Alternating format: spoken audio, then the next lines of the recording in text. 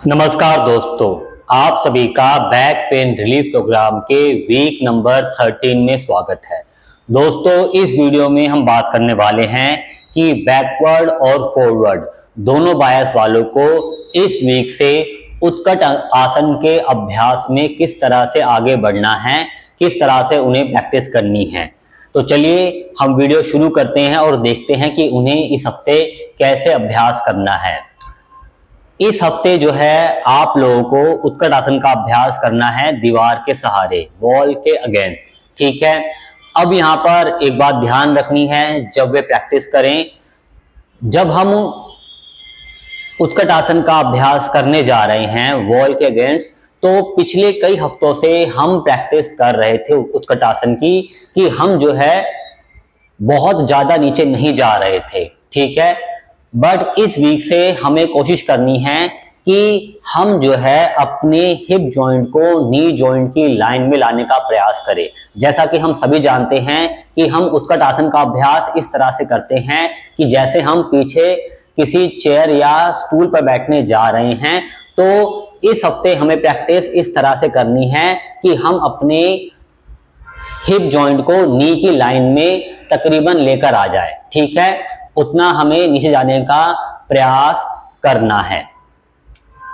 अब जब आप ऐसे नीचे जाने का प्रयास करेंगे थोड़ा सा और आगे, मतलब इसमें, तो हो सकता है कि जो फॉरवर्ड बायस वाले हैं उन्हें थोड़ी डिफिकल्टी फील हो। जो बैकवर्ड बायस वाले हैं उनके लिए उत्कट आसन की प्रैक्टिस करना थोड़ा इजी हो जाता है, क्योंकि उत्कट आसन में जो हमारा लोअर बैक है उसका जो है कर्व थोड़ा सा बन जाता है, तो बैकवर्ड बायस वालों के लिए थोड़ा सा इजी होता है प्रैक्टिस करना। बट फॉरवर्ड बायस वालों को जब आप जो है दीवार के सहारे प्रैक्टिस करते हुए जाएंगे, अपने हिप जॉइंट को नी की लाइन में लाने का प्रयास करेंगे, तो हो सकता है कि उन्हें थोड़ी डिफिकल्टी फील हो। तो फॉरवर्ड बायस वालों को प्रैक्टिस करते हुए थोड़ा ध्यान रखना है कि प्रैक्टिस करते समय उनको जो है बैक पेन फील ना हो। ठीक है, यानी कि उन्हें उतना ही जाना है जितना वे कंफर्टेबली कर पा रहे हैं। अगर ज्यादा नीचे जाने से उनको बैक पेन हो रहा है तो उन्हें ज्यादा नीचे नहीं जाना है। जो बैकवर्ड बायस वाले हैं उन्हें प्रैक्टिस करते समय जो है अपने हेड को थोड़ा उठा के रखना है छत की तरफ, अपने लोअर बैक में आर्च मेंटेन करना है, जो उनका नेचुरल कर्व है वो मेंटेन करना है, पर ध्यान रखना है कि उन्हें जानबूझ के बहुत बड़ा कर्व मेंटेन नहीं करना है। वैसे भी जब वे प्रैक्टिस करेंगे तो आर्च जो है हमारा ऑलरेडी जो है क्रिएट हो जाता है जब वे उत्कट आसन का अभ्यास करते हैं। जो फॉरवर्ड बायस वाले हैं उनको अपने फेस को सामने रखना है, फेस को सामने रखते हुए, हेड को सीधा रखते हुए प्रैक्टिस करनी है, और प्रैक्टिस करते हुए उन्हें अपने लंबर को थोड़ा सा, लोअर बैक को थोड़ा सा स्लाइटली फॉरवर्ड लीन की पोजीशन में रखना है, ताकि जो उनका लोअर बैक है वो ज्यादा बैकवर्ड लीन की पोजीशन में ना जाए या ज्यादा बड़ा कर्व ना बनाए। ठीक है, नेचुरल कर्व अगर बन रहा है तो दिक्कत वाली बात नहीं होती है, बट अगर नेचुरल कर्व से ज्यादा बड़ा कर्व बन जाता है तो फॉरवर्ड बायस वालों को दिक्कत इश्यू हो सकता है, क्योंकि उससे उनका बैक पेन बढ़ सकता है। तो फॉरवर्ड बायस वालों को ये चीजें प्रैक्टिस करते हुए ध्यान रखनी है। तो आप लोगों को प्रैक्टिस के लिए आ जाना है किसी भी वॉल के अगेंस्ट। ठीक है, वॉल के अगेंस्ट आकर उन्हें अपने पैरों के बीच में गैप मेंटेन रखना है।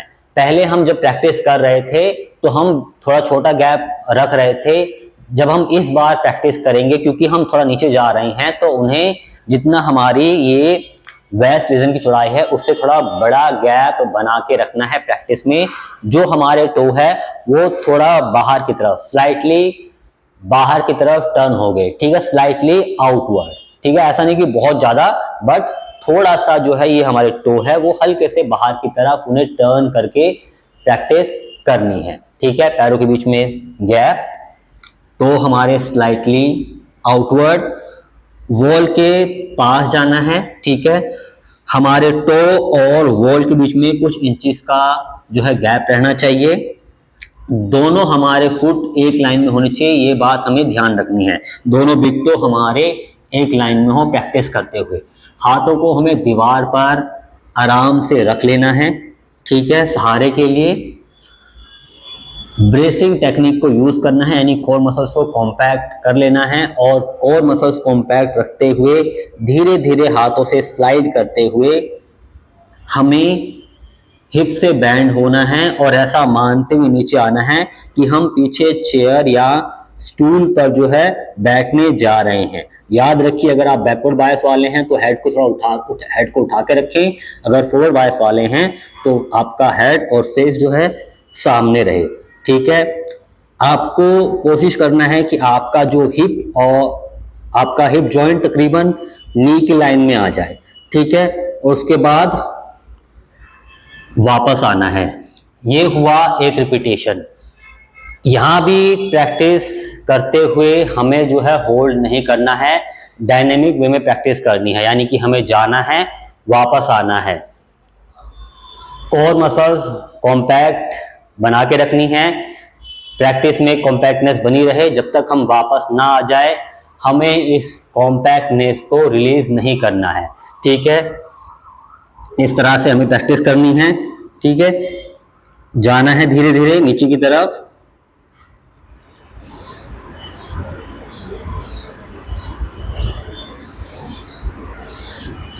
और वापस आना है। ठीक है, जाना है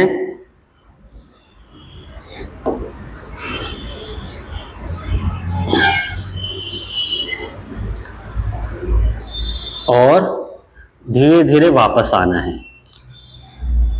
जब आप वापस आ रहे हैं तो जो हाथों की उंगलियां दीवार पर है उससे उंगलियों से आप एक तरह से वॉक करते हुए ऊपर आ सकते हैं, या जैसा भी आप ठीक समझे वैसे आप धीरे धीरे सारा लेकर ऊपर आ सकते हैं। पर ध्यान रखिए कि जब आप दीवार के सहारे प्रैक्टिस कर रहे हैं, थोड़ा दीवार के क्लोज जा रहे हैं, तो बहुत से लोग प्रैक्टिस करते हुए थोड़ा डिसबैलेंस हो सकते हैं। तो प्रैक्टिस करते हुए उन्हें इन चीज़ों का ध्यान रखना है। साथ ही साथ जैसे कि आपको पता ही है कि जब हम प्रैक्टिस कर रहे हैं तो हमें नी को बहुत आगे नहीं ले जाना है। अगर प्रैक्टिस करते हुए नी पर बहुत ज़्यादा प्रेशर पड़ रहा है, पेन पड़ रहा है, तो मतलब जो है हम अपनी नी को अपने टो से आगे ले जा रहे हैं, तो इसका हमें ध्यान रखना है। जाना है, वापस आना है।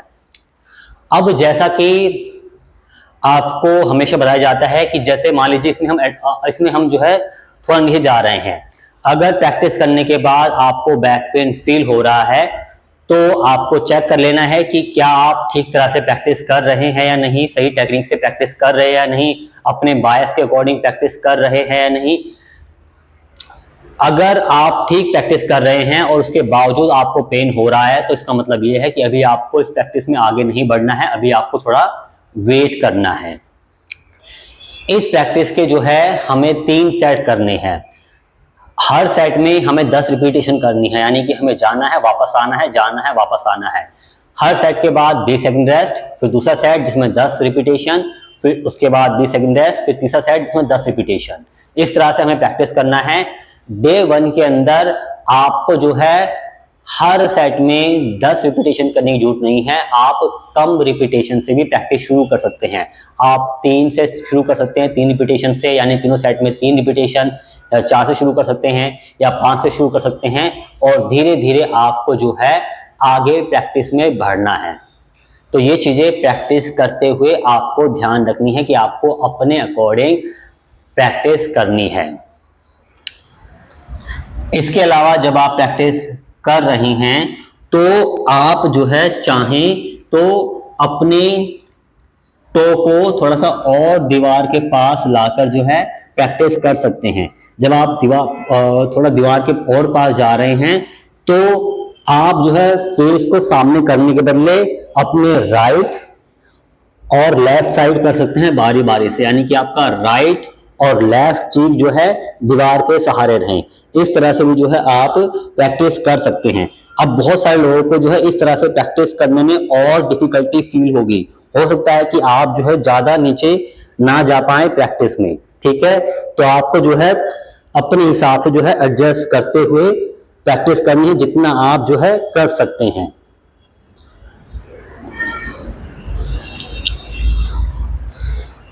एक चीज और ध्यान रखनी है कि जब आप ये प्रैक्टिस करेंगे तो बहुत सारे प्रैक्टिशनर को अपने लोअर बैक में टाइटनेस फील होगी। तो याद रखना है कि हमें जानबूझ के यहाँ पर टाइटनेस नहीं लानी है, हमें थोड़ा रिलैक्स रहना है। हमेशा प्रैक्टिस को बिल्कुल आराम से ध्यान से करना है ताकि हमें प्रैक्टिस के बाद किसी तरह का कोई इशू ना हो, हमारा बैक पेन ना बढ़े। तो हमें ये चीज़ ध्यान रखनी है। इवन जब आप ये प्रैक्टिस शुरू करो तो हो सकता है कि बहुत सारे लोग डे 1 पर जो है 90 डिग्री एंगल यानी कि अपने हिप जॉइंट को नी की लाइन में ना ला पाए, तो वे अगर चाहें तो बेशक से वे दीवार के सहारे प्रैक्टिस कर रहे हैं, उन्हें आगे बढ़ना है तो वो डे 1 पर जितना वे जा सकते हैं उतना जाए, ठीक है। और धीरे धीरे प्रैक्टिस के द्वारा कोशिश करें कि वे अपने हिप जॉइंट को नी की लाइन में लाने का प्रयास करें, लेकिन उससे नीचे नहीं जाना है अभी आपको, ठीक है। अभी आपको जो है अपने हिप और नी को थोड़ा एक लाइन में लाने का प्रयास करना है, लेकिन उससे आगे नहीं जाना है। उससे ऊपर भले चल जाएगा लेकिन अभी उससे नीचे आपको नहीं जाना है। तो इस तरह से जो है आपको इस वीक के अंदर उत्कट आसन की प्रैक्टिस में आगे बढ़ना है, चाहे आप बैकवर्ड बायस है चाहे आप फॉरवर्ड बायस है। तो आई होप आपको ये वीडियो पसंद आया होगा। मिलते हैं अगले वीडियो में। आप सभी का इस वीडियो के अंत तक बने रहने के लिए धन्यवाद।